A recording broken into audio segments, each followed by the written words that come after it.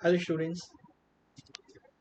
पिछले वीडियो में हम लोग बैलेंस कर रहे थे केमिकल रिएक्शंस को। बहुत सारे एग्जांपल्स भी देखे थे बैलेंसिंग के हमने। अब इस वीडियो में कुछ और बातें करते हैं केमिकल रिएक्शंस के बारे में। अब चैप्टर का नाम ही केमिकल रिएक्शन है तो उसी की बात होगी, और तो कुछ हो नहीं सकता है। तो और कुछ बात करते हैं। केमिकल रिएक्शन में क्या होता है। एक तो हमने बैलेंस कर दिया। बैलेंस करने का हमारा बेसिस क्या था? बेसिक फॉर्मूला यही था ना कि जितने एटम्स इनपुट में जाएंगे उतने ही आउटपुट में जाएंगे। Atoms of one element do not change. जितने एटम्स इनपुट में जाएंगे आउटपुट में भी उतने ही एटम्स चाहिए, हमें कम या ज़्यादा नहीं चाहिए। Law of conservation of mass सभी को पता है। और एटम जो होता है atom is the smallest individual particle, सभी को पता है। सबसे छोटा यूनिट होता है जिसका डिवीजन नहीं हो सकता है।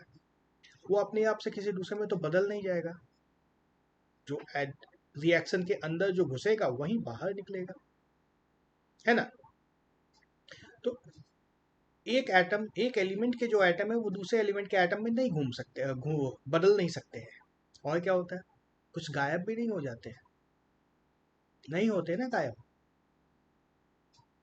कोई भी चीज का रिएक्शन अगर किया उस पर कुछ भी जो भी एटम्स इन्वॉल्व थे वो आउटपुट में मिलना है, प्रोडक्ट में हमें वही एटम मिलने हैं। हो सकता है उसका फॉर्म बदल जाए, हो सकता है मॉलिक्यूल्स बदल जाए, हो सकता है कलर बदल जाए, हो सकता है एटॉमिक वेट नहीं बदलेगा, कुछ भी बदल सकता है, लेकिन एटम्स जो जाएंगे वही निकलेंगे भी।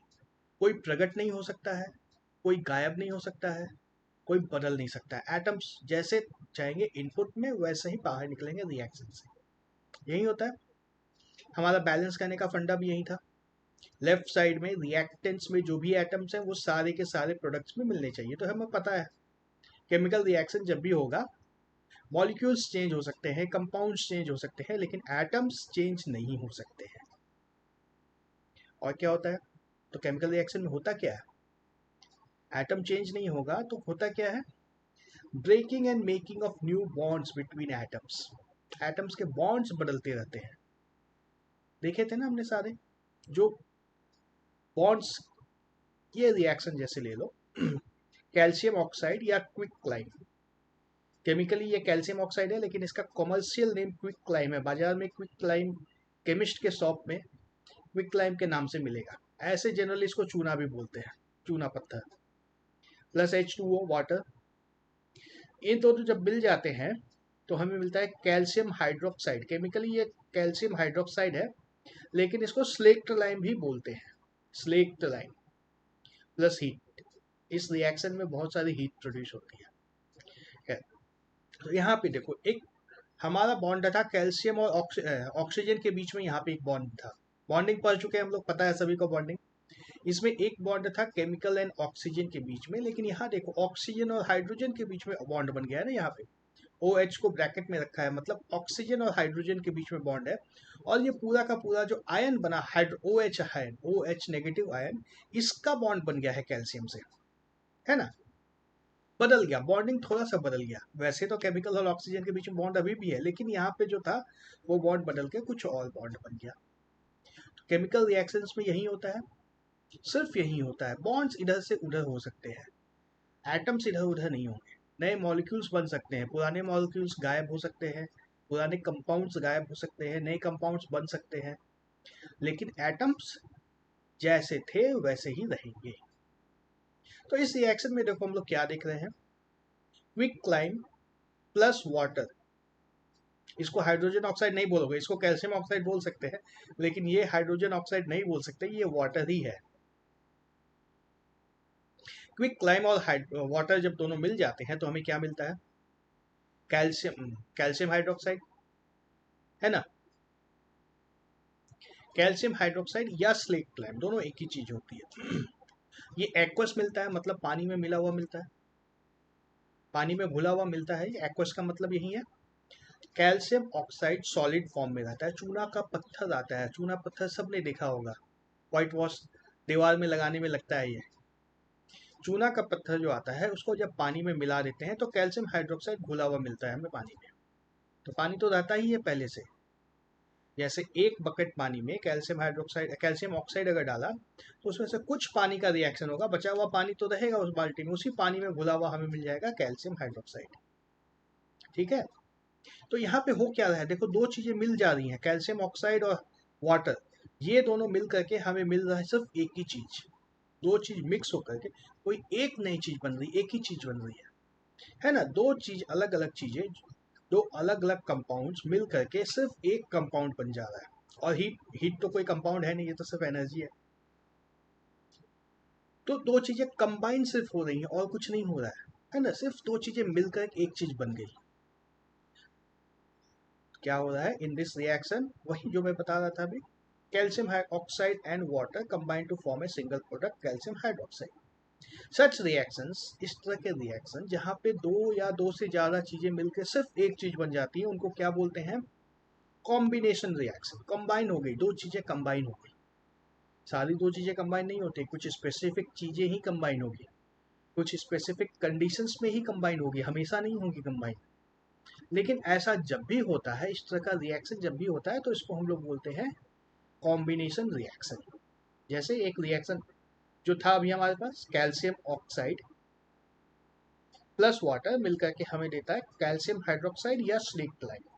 और देखो ये दोनों नाम बहुत ही इंपॉर्टेंट है, क्विक लाइम और कैल्शियम हाइड्रोक्साइड या स्लेक्ट लाइम, ये दोनों नाम याद होने चाहिए, केमिकल नाम भी कॉमर्शियल नाम भी। ठीक है। ये जो ब्रैकेट में लिखा है ये कॉमर्शियल नेम है इन दोनों का, केमिकल नेम पता ही है, ऊपर लिखा हुआ है कैल्शियम ऑक्साइड और ये है कैल्शियम हाइड्रोक्साइड। ये नाम याद रखना, एग्जाम में बहुत बार आते हैं, ये चीज बहुत ज्यादा ही बार आती है ये नाम। तो एक डिड यू नो बुक में था, काफी इंटरेस्टिंग था।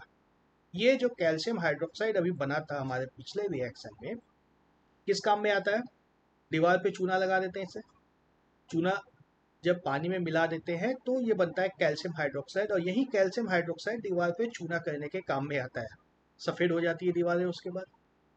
तो कैल्शियम हाइड्रोक्साइड जब दीवार पे लगा देते हैं हम लोग, तो ये एटमॉस्फेरिक कार्बन डाइऑक्साइड CO2 से रिएक्ट कर जाता है, फिर से CO2 से फिर से रिएक्ट करता है, और क्या बनता है calcium carbonate CaCO3 plus water, water अलग कर देता है। तो ये रिएक्शन जब हो जाता है तो ये फाइनल प्रोडक्ट जो बना हमारे पास, क्या बना, कैल्शियम कार्बोनेट।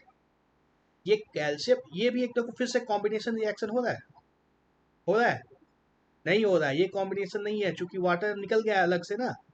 यहाँ दो चीजें मिली, दो चीजें, दो रिएक्टेंट थे, प्रोडक्ट भी दो है, तो दो चीज कंबाइन नहीं हो रही है, कुछ और हो रहा है, ये कॉम्बिनेशन रिएक्शन नहीं है। ये जो कैल्शियम कार्बोनेट हमें मिलता है, ये मार्बल का केमिकल फॉर्मूला भी यही होता है, चौक का केमिकल फॉर्मूला भी यही होता है। ये कंपाउंड जो है बहुत इंपॉर्टेंट है और बहुत ही इजीली अवेलेबल होता है नेचर में, कई जगह देखने को मिल जाता है। जैसे चूना पत्थर, चूना पत्थर लाइमस्टोन है होता है वो, चौक, मार्बल, कई सारी चीजें जिससे कैल्शियम कार्बोनेट ही कई तरह के फॉर्म्स में मिलता है। ठीक है, आगे चलें, कुछ और एग्जांपल्स देखते हैं कॉम्बिनेशन रिएक्शन के। बर्निंग ऑफ कोल, क्या होता है बर्निंग ऑफ कोल में, कोल प्लस ऑक्सीजन दोनों मिलकर के क्या देते हैं हमें, कार्बन डाइऑक्साइड।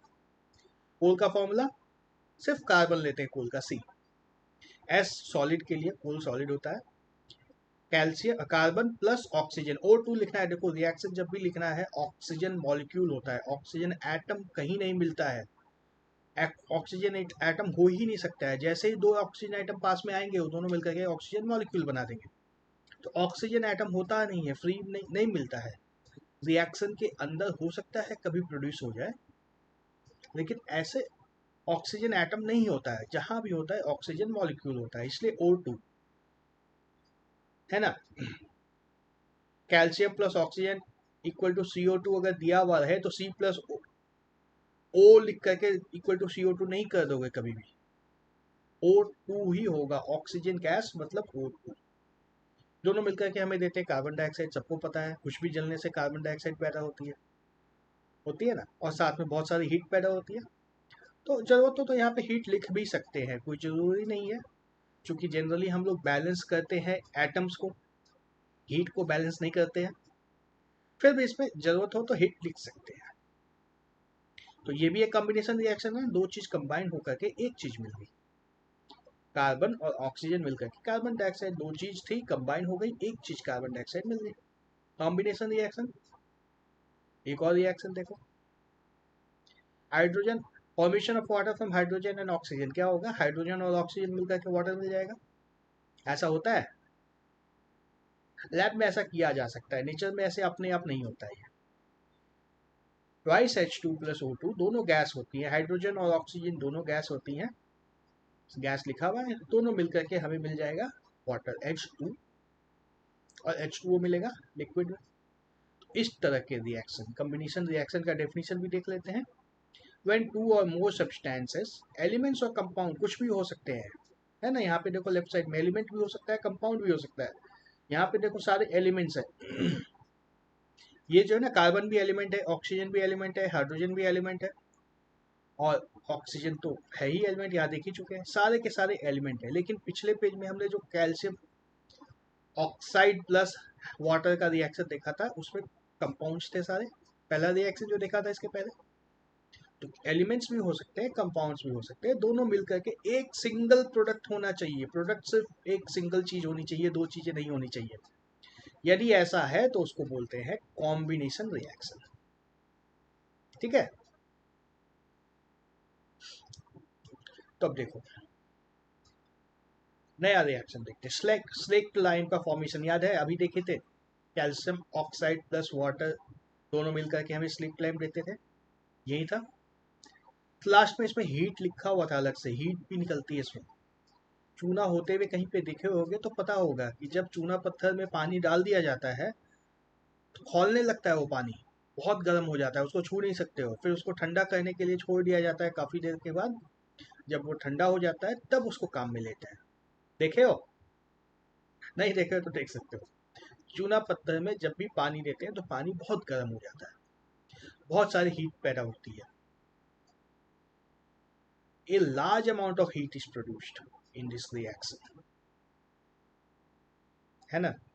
पिछले पेज में देखो, ये रिएक्शन जो था हमारा, क्या, कार्बन प्लस ऑक्सीजन मिलके जब कार्बन डाइऑक्साइड देंगे तो यहाँ भी बहुत सारी हीट पैदा होती है ना, घर में देखे होंगे, या नेचुरल गैस को जब बंद करते हैं ऑक्सीजन में तब भी बहुत सारी हीट पैदा होती है। तो कई रिएक्शन में हीट पैदा होती है। इस तरह के रिएक्शन को हम लोग क्या कहते हैं, एक्सोथर्मिक रिएक्शन। एक्सोथर्मिक रिएक्शन, नाम याद रखना होगा, एक्सोथर्मिक रिएक्शन। एक्सो का मतलब होता है रिलीज, एक्सक्लूड से आया, एक्सक्लूड, लैटिन वर्ड था, लैटिन वर्ड से ही डिराइव होता है। एक्सो मतलब किसी चीज को निकाल देना, एक्सक्लूड कर देना, तो हीट को एक्सक्लूड कर दिया जाता है ना। यहाँ पे देखो जो भी था, इन दोनों में हीट था, और ये दोनों मिलके जो भी एक कंपाउंड बना और हीट साथ में अलग बाहर निकाल दिया, हीट को, हीट बाहर निकाल दी गई, हीट को एक्सक्लूड कर दिया गया, रिलीज कर दिया गया। एक्सोथर्मिक, हीट जिसमें निकल जाए उसको बोलते हैं एक्सोथर्मिक रिएक्शन। एक और एग्जांपल, नेचुरल गैस किसको बोलते हैं, याद है, अब तो याद होना चाहिए नेचुरल गैस का फॉर्मूला, नहीं याद है। अच्छा, आगे चैप्टर में आएगा, ऑर्गेनिक केमिस्ट्री में बहुत डिटेल में आएगा। CH4 नेचुरल गैस होती है, मीथेन, CH4 मीथेन को नेचुरल गैस बोलते हैं। और यह भी जब ऑक्सीजन के साथ रिएक्ट करती है तो हमें मिलता है कार्बन डाइऑक्साइड, प्लस साथ में वाटर फ्री में मिल जाता है, प्लस हीट तो होता ही है।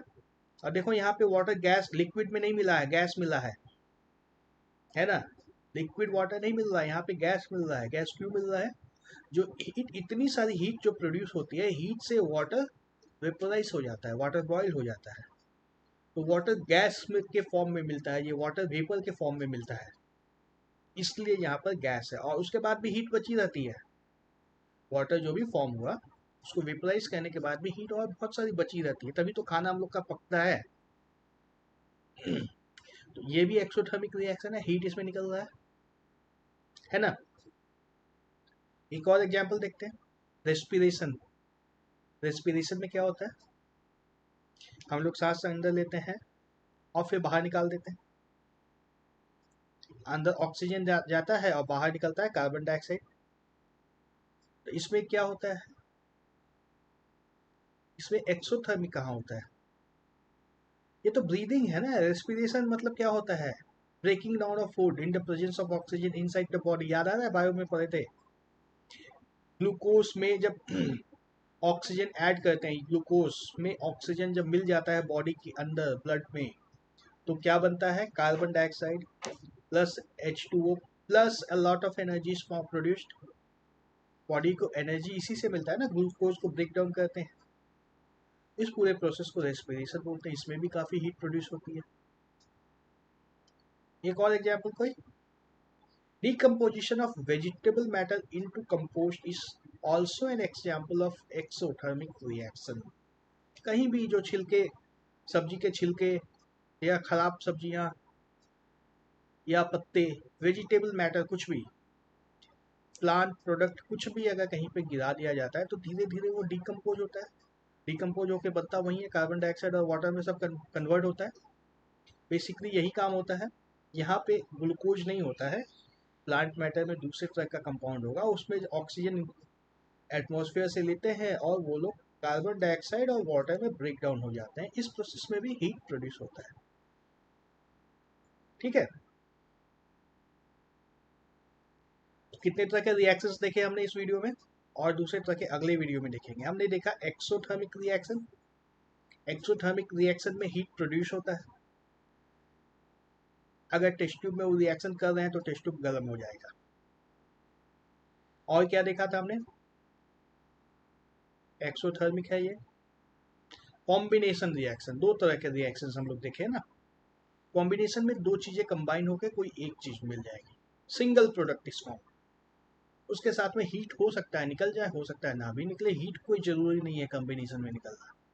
कॉम्बिनेशन रिएक्शन में इंपॉर्टेंट क्या है, एक सिंगल प्रोडक्ट बनना, सिंगल प्रोडक्ट बनना चाहिए। और एक्सोथर्मिक में क्या इंपॉर्टेंट है, हीट रिलीज होना चाहिए, बहुत सारी हीट प्रोड्यूस होना चाहिए उसमें। तो सेम रिएक्शन कॉम्बिनेशन और एक्सोथर्मिक दोनों भी हो सकता है।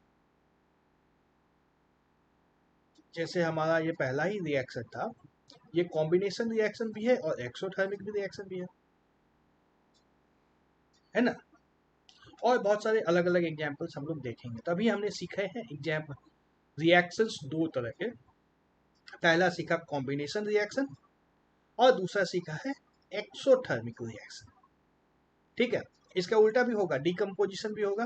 कॉम्बिनेशन हुआ तो डिकम्पोजिशन भी होगा, जो कि अभी हमने देखा था यहाँ पे, डिकम्पोजिशन ऑफ वेजिटेबल मैटर। ये डिकम्पोजिशन भी होता है। और एक्सोथर्मिक जिसमें हीट रिलीज हुआ, उसका उल्टा भी होता है। हीट जब इनपुट करना पड़े, किसी चीज को जब गर्म करेंगे तब कोई रिएक्शन हो, वैसे रिएक्शंस भी होते हैं। ये सब कुछ हम लोग देखेंगे अगले वीडियो में। तब तक के लिए बाय बाय।